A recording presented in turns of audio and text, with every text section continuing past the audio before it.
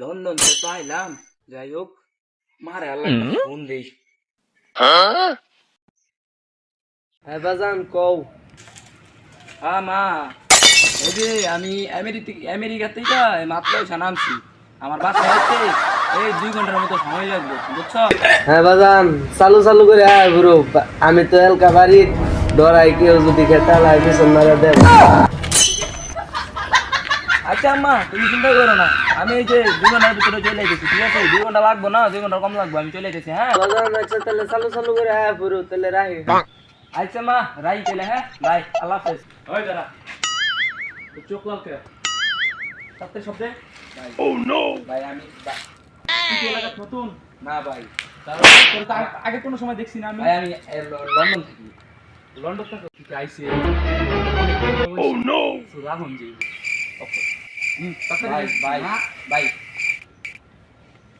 তাহলে 5,000 টাকা বের কর, একটা মোবাইল বের কর। আর কিছু না, তুই যেহেতু লন্ডন থেকে আসিস তোর তো টাকা পয়সার অভাব নাই। না ভাই, টাকা পয়সার তো অভাব নাই, তাহলে টাকা তো ভাই লগে নাই।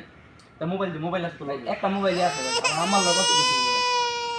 লাস্ট কথা কই পরে মোবাইল দিই।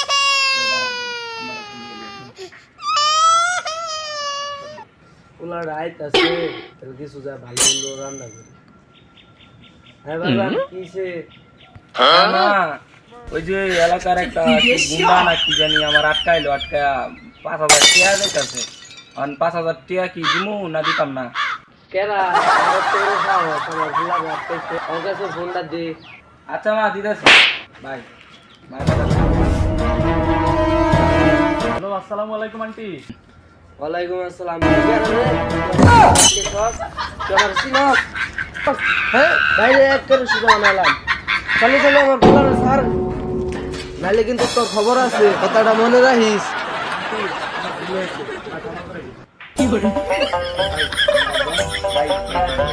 না ভাই, ভাই জান